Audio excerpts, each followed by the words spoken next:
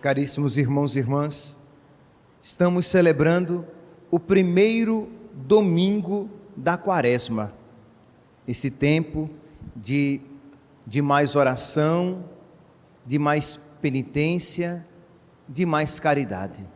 Pois bem, esse tempo da Quaresma, começou já na quarta-feira de cinzas, quarta-feira passada, em que a igreja nos chama a esse tempo então de mais oração, mais penitência e mais caridade. Mas, como eu aqui estou enfatizando, é um tempo de mais oração, de mais penitência, de mais caridade. Por quê? Porque todo o tempo cristão, toda a vida do cristão deve ser marcada por oração, penitência e caridade. Mas na Quaresma nós intensificamos aquilo que é comum no nosso dia a dia, na nossa vida.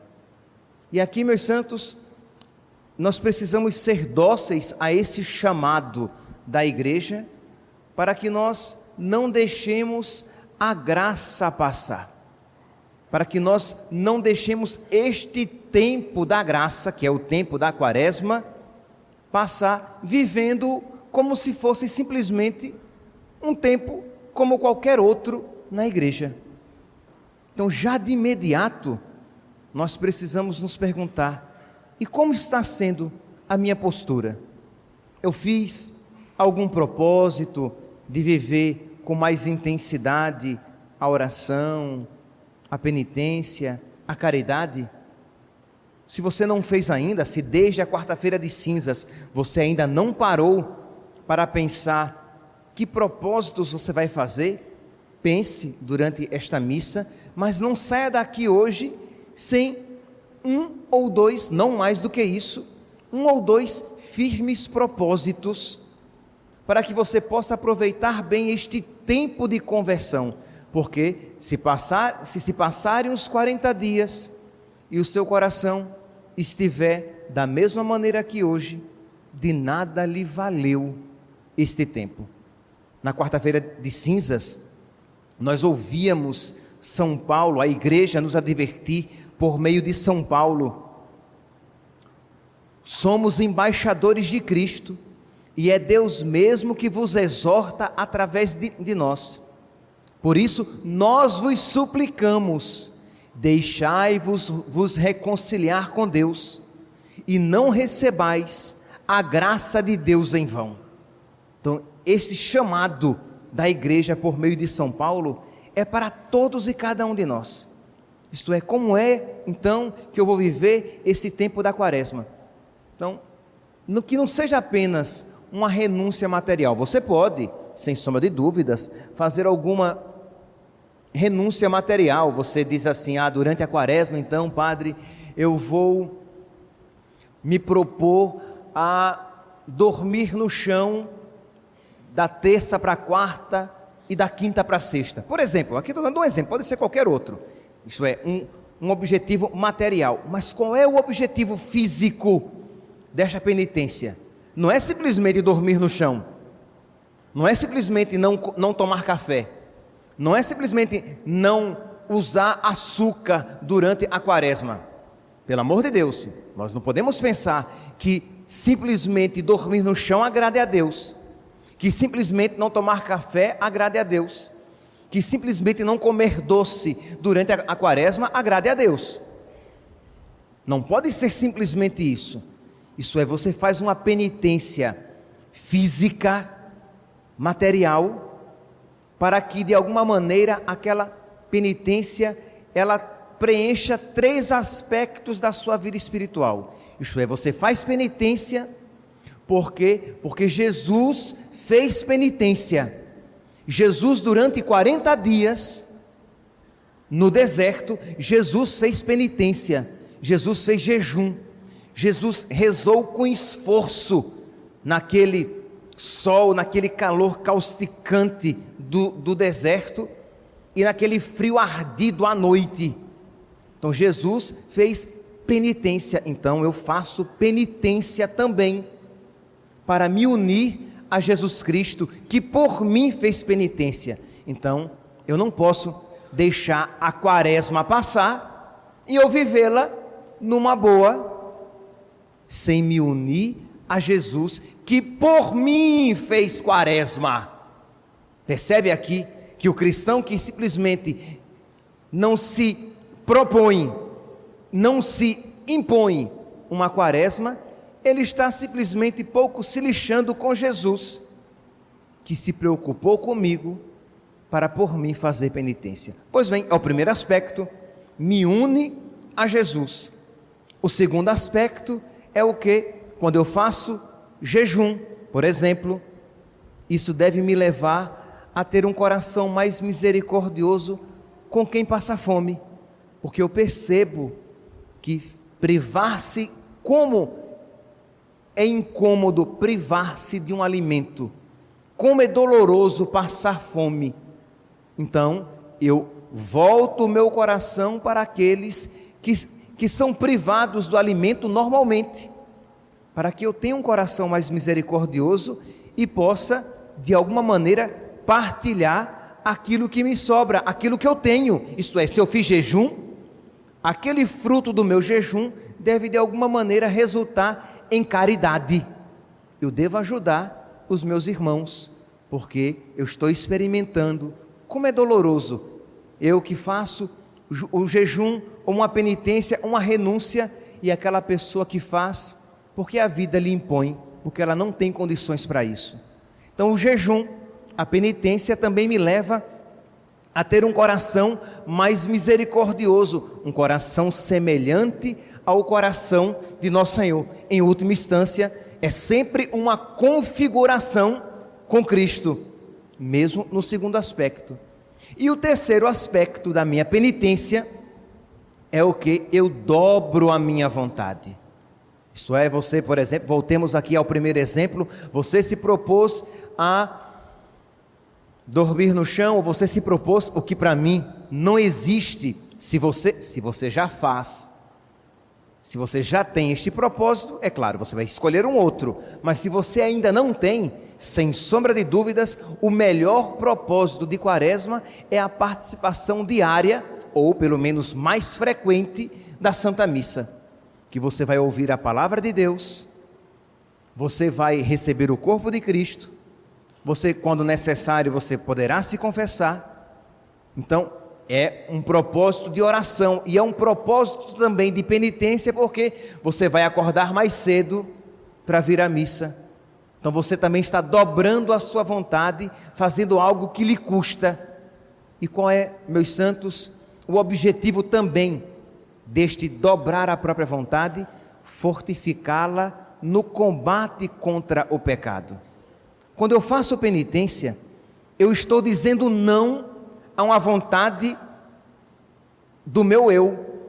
Todos nós somos essa criança caprichosa, birrenta.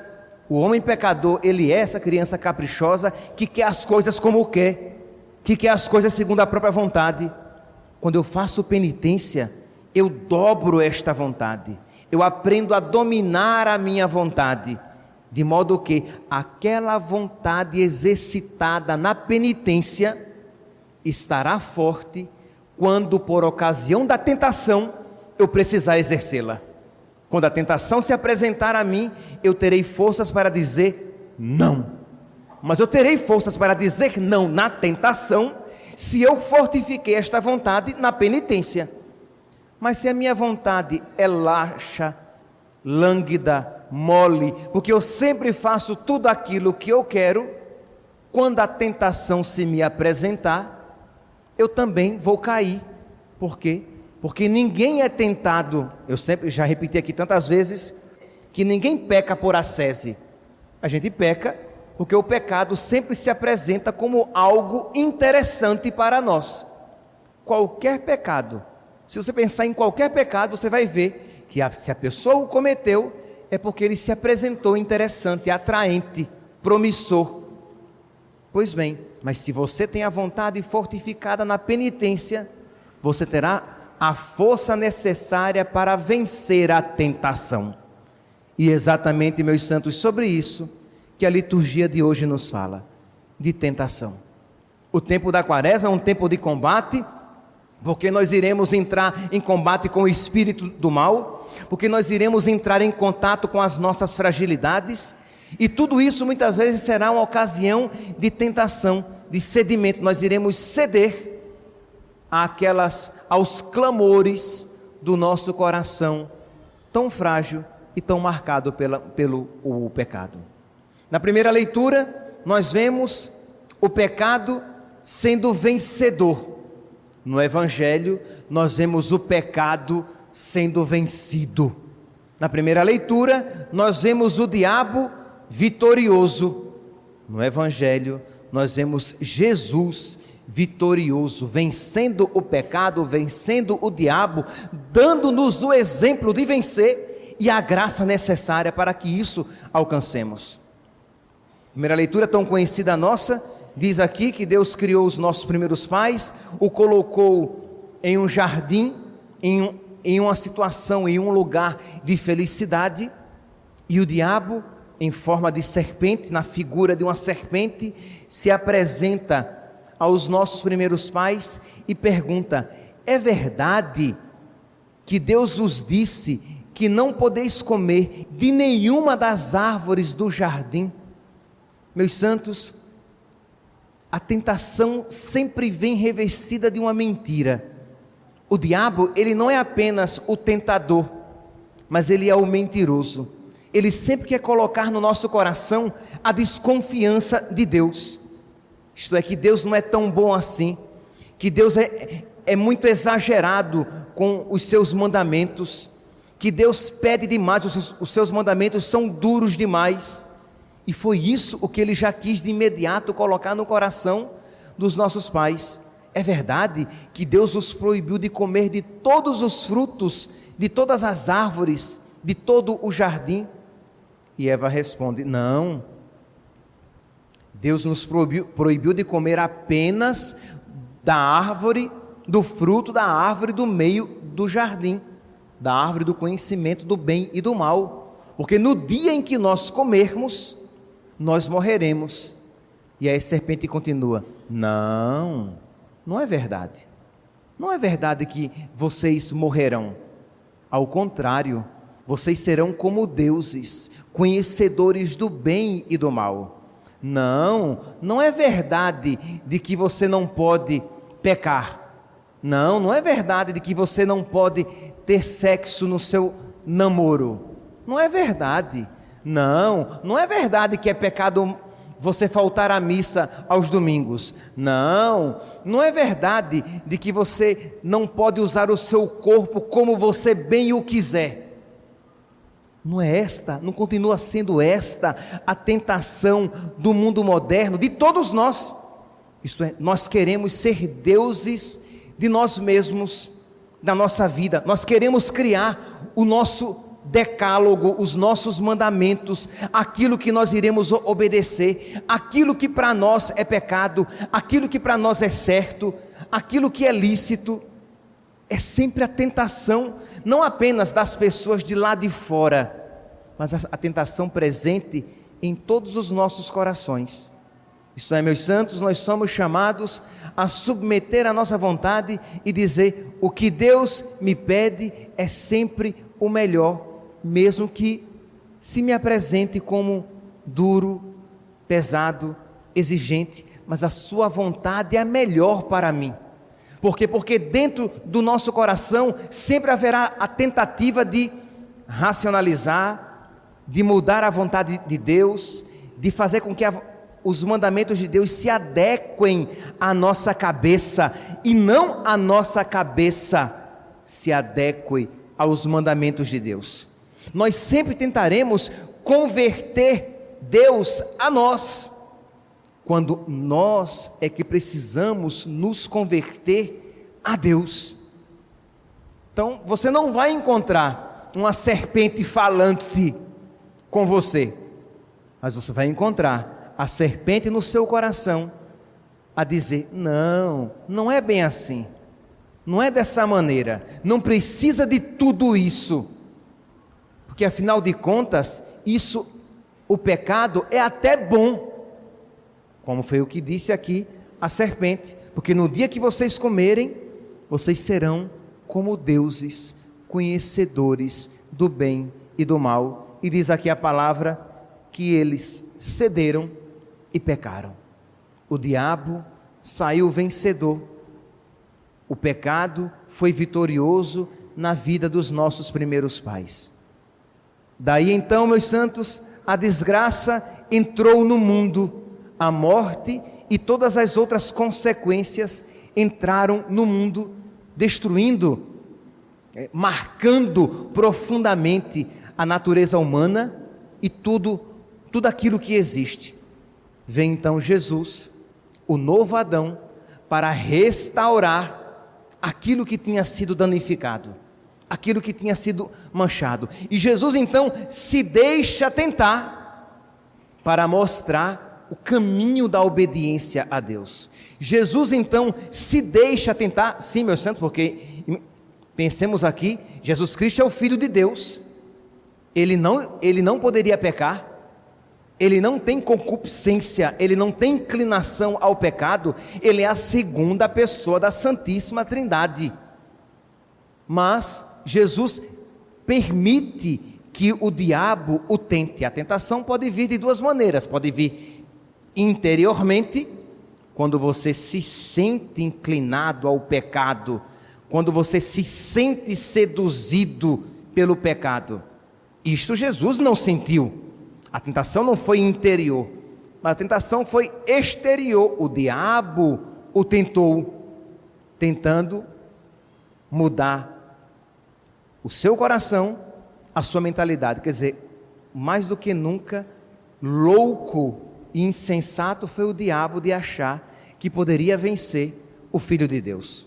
Pois bem, mas Jesus se deixa tentar para nos dar o exemplo e nos dá a graça para que nós vençamos o pecado. Este evangelho, meus irmãos, nós deveríamos hoje em casa refletir com os nossos filhos, com os nossos pais, com os nossos amigos. Se você mora numa república de estudantes, a paróquia aqui é próxima de uma universidade, né? De uma faculdade, então se você se encontrar com alguns amigos seus e ler este evangelho e aplicá-lo na sua vida. É um evangelho riquíssimo e que, de uma maneira figurada, é tão presente na nossa vida.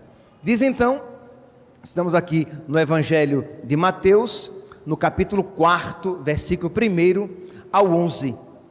Nós podemos ver aqui grande parte da Sagrada Escritura. O diabo se aproxima de Jesus e diz assim: se és o Filho de Deus, manda que estas pedras se transformem em pães. A primeira tentação do se és o Filho de Deus, vocês vão encontrar este se és filho, lá no livro da sabedoria, no capítulo 2, no versículo 18, quando nós iremos encontrar a seguinte afirmação: se o justo é filho de Deus, Deus o defenderá e o tirará da mão dos seus adversários.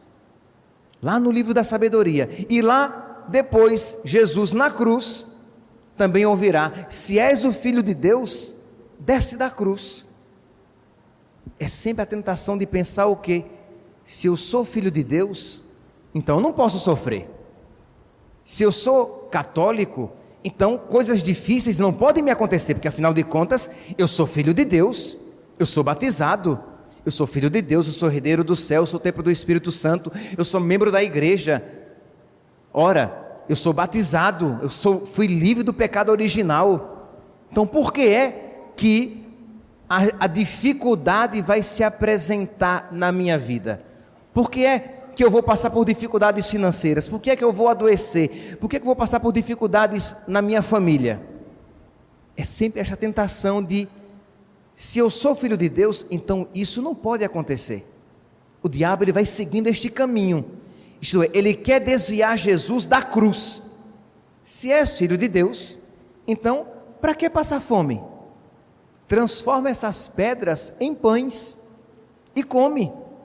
Lembra que nesta tentação, o povo de Deus lá no deserto tinha caído, quando em meio à fome e em meio à sede, o povo se revoltou contra Deus, se revoltou contra Moisés e disse: Deus está ou não está no nosso meio? Lá no livro do Êxodo, no capítulo 17, no versículo 7, Deus está ou não está no nosso meio? Deus está ou não está conosco? Nós somos ou não somos povo de Deus? Percebe, meus santos, que isso já deve ter acontecido, provavelmente aconteceu em mais de 50% dessa igreja aqui reunida. Isto é, de você desconfiar de Deus, de você levantar o dedo em riste e dizer: Senhor, Tu estás ou não estás comigo? Eu só não sou Teu filho, Tu tomas conta de mim ou não? Nesta tentação, Jesus não caiu, meus santos. E nós precisamos olhar para Jesus, reconhecer o nosso pecado, pedir perdão e tomar uma atitude diferente. Meu Deus, ainda que a situação fique difícil, eu não me desesperarei. Ainda que a doença bata a porta da minha vida, eu não perderei a fé. Ainda que a dificuldade financeira me tire até mesmo o pão, que me leve a passar fome, eu não vou perder a fé. Isto é, de não deixar que nada me tire essa consciência de que eu sou filho de Deus, porque a tentação do diabo foi: você está passando fome? Você não tem o que comer? Se você é filho de Deus, faz um milagre, transforma as pedras em pães. E Jesus responde com a Sagrada Escritura, citando Deuteronômio, capítulo 8, versículo 3. Isso aqui vale a pena pegar. Deuteronômio, capítulo 8, versículo 2: lembra-te de todo o caminho por onde o Senhor teu Deus te conduziu durante esses 40 anos no deserto, para te humilhar e te provar. Então o povo de Deus passou pelo deserto. Nós passamos pelos nossos desertos, pelas nossas provações. E por que é que Deus levou o povo de Deus pelo deserto? E por que é que Deus nos leva pelo deserto? Para nos provar e nos fazer aprender a depender de Deus. Lembra-te disso. Versículo 3: humilhou-te com a fome, deu-te por sustento o maná, para te ensinar que não só de pão vive o homem, mas de tudo que sai da boca do Senhor.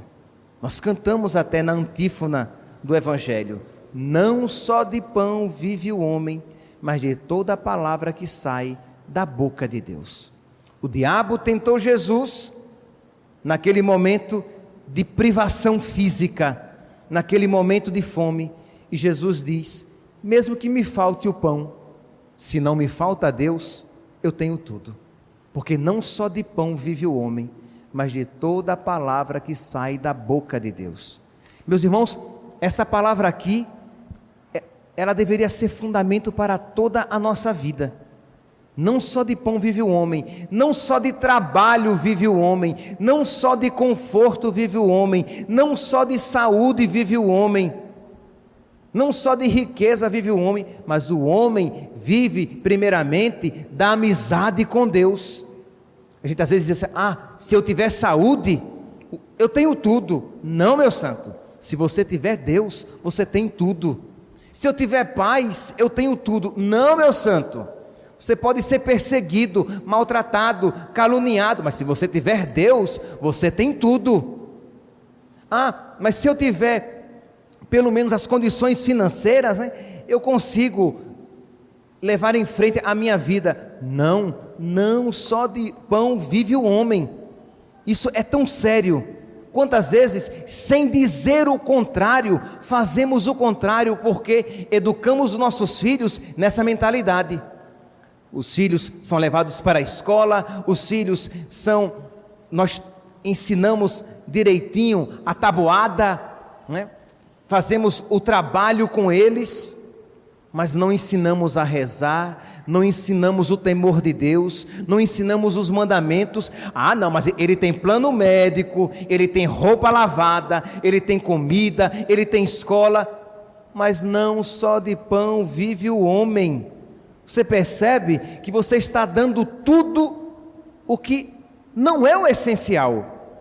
Você está dando escola, você está se preocupando com o plano médico, você trabalha de manhã, de tarde, de noite para manter os seus filhos, mas você não tem ensinado o caminho do céu para eles.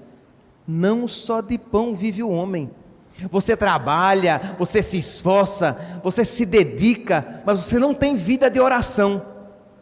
No máximo, quando vem à missa aos domingos, mas reza durante a semana. Não, eu não tenho tempo. Não só de pão vive o homem. O homem não vive só das coisas materiais. Você trabalha 8 horas por dia. Você dorme 6 horas por dia. Você lava roupa 1 hora por dia. Você assiste televisão 1 hora por dia. E quantas horas por dia você se preocupa com aquilo que é o essencial? Quantas horas por dia você reza? Entende? Mas muita gente que eu conheço, que começou, por exemplo, a fazer o propósito da missa, já há muito tempo, né? Fazendo o propósito da missa diária, e aí às vezes encontra um amigo, uma amiga que diz, você, com a cara de espanto, você vai à missa todos os dias? E a pessoa diz, sim, eu vou. Misericórdia, para que tudo isso? Mas eu tenho certeza que ela não diria, se a pessoa dissesse, eu faço caminhada todos os dias. Que bom, né? A gente tem que cuidar da saúde mesmo, né? Tem que cuidar porque, imagine, tanta gente adoecendo. Se a pessoa cuidasse da alimentação todos os dias, dissesse assim, eu todos os dias como salada, eu todos os dias como verdura, tá certo, tem que cuidar mesmo, porque saúde, depois que a gente perde para recuperar. Ora, tudo isso seria compreensível, mas se a pessoa diz que ela vai à missa todos os dias, ou que ela reza o terço todos os dias, ou que ela faz alguma penitência todos os dias, para que tudo isso? Porque ela não tem fé. O coração dela não crê nesta palavra de nosso Senhor. Não só de pão vive o homem, mas ele vive de toda a palavra que sai da boca de Deus. O importante é a obediência à palavra amorosa de Deus. O importante é a amizade com o Deus amoroso. O importante é caminhar para o céu. O importante é buscar as coisas que não passam, porque as coisas materiais, mesmo que boas, um dia nós no mínimo as deixaremos, quando não até as perderemos ainda em vida. Mas a riqueza do céu, a traça não corrói e a ferrugem não destrói. Precisamos, meus irmãos, pedir a Deus que Ele incuta em nós, que Ele ponha dentro de nós, que Ele engaste no nosso coração, que Ele crave na nossa alma esta sabedoria, porque senão será apenas uma palavra externa que vai bater no nosso ouvido e vai voltar. Ou que vai entrar, né, como ele diz, vai entrar por um ouvido e sair pelo outro. Isto é, nós não vamos crer de verdade. Então, o primeiro que eu gostaria aqui é que você assumisse e dissesse assim: Jesus, misericórdia, mas eu não creio nisso que o Senhor disse para o diabo. Jesus, misericórdia, mas eu não creio de que não só de pão vive o homem, mas de toda palavra que sai da boca de Deus. O diabo ainda me seduz, o diabo ainda me engana, e eu ainda penso o contrário. Você pode não pensar literalmente, mas as suas atitudes mostram isso, que você de verdade crê é no contrário, que não só de Deus vive o homem, mas primeiramente do pão que alimenta o corpo, do dinheiro que alimenta o corpo, da saúde que alimenta o corpo, da felicidade que alimenta o corpo e a alma, dos bens deste mundo. Então, a primeira atitude é dizer: misericórdia, Jesus, me falta fé. Ou, como biblicamente nós dizemos, eu creio, Senhor, mas aumentai a minha fé. Eu creio, Jesus, é verdade, que não só de pão vive o homem, mas eu preciso crer com mais força, porque na hora de aplicar isso na minha vida, eu não consigo, por culpa própria. Na hora de viver segundo a minha fé, como diz a palavra, que o justo vive pela fé, na hora de eu viver segundo esta fé, eu vou e procuro um caminho mais fácil, um caminho que se adeque à minha falta de fé, à minha fraqueza, à minha sem-vergonhice, à minha limitação. Misericórdia, Senhor. É por isso que o salmo de hoje, como da quarta-feira de cinzas, como da sexta-feira depois das cinzas, o salmo de hoje é o mesmo Salmo 50. Tende piedade, ó meu Deus, misericórdia. Na imensidão do vosso amor purificai-me. Lavai-me todo inteiro do pecado e apagai completamente a minha culpa. Eu reconheço toda a minha iniquidade. O meu pecado está sempre à minha frente. Nós precisamos reconhecer que nós não temos fé suficiente por culpa própria. Mas se nós de verdade reconhecermos, nós iremos suplicar. E se nós suplicarmos, o Senhor nos concederá. Pedi e vos será dado largamente. Peçamos a fé de que precisamos para viver bem esta quaresma. Porque senão, meus santos, os 40 dias passarão e nós não iremos aproveitar. Estaremos preocupados, sim, em não nos contagiarmos com coronavírus, sim. Isso sim. Mas não estaremos preocupados, e que devemos, não estou dizendo que não devamos nos preocupar com isso, entende? Mas não é o principal, que no máximo o coronavírus vai me matar, mas se eu estiver em graça, eu vou para o céu, pronto, morri, eu fui para o céu. Mas se eu estiver em pecado, eu posso viver 100 anos, mas depois terei a eternidade no inferno. Não só de pão vive o homem, entende? Quer dizer, nós precisamos voltar para a nossa fé. Então você está aqui, você sabe, você que tem se confessado, glória a Deus, mas você que há muito tempo não se confessa, não fez sequer o propósito de se confessar nesta quaresma. Quer dizer, está preocupado em salvar o corpo, mas não está preocupado em salvar a alma.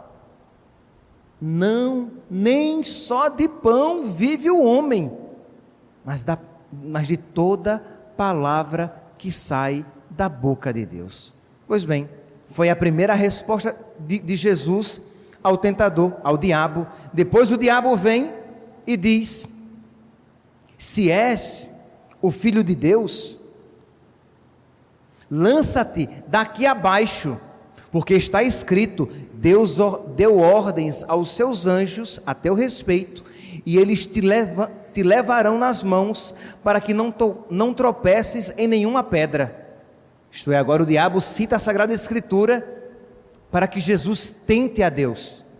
E Jesus diz, ele cita aqui Deuteronômio capítulo 6, também está escrito: não tentarás o Senhor teu Deus. Isto é, eu não vou colocar Deus no canto da parede para servir-me de Deus. Ao contrário, Jesus veio para servir a Deus. Eu não vou usar a minha fé para querer que Deus faça a minha vontade, mas eu irei dizer: seja feita, Senhor, a vossa vontade na terra, como ela é feita no céu. Jesus nos deu o seu exemplo, mas Ele também nos dá a sua graça.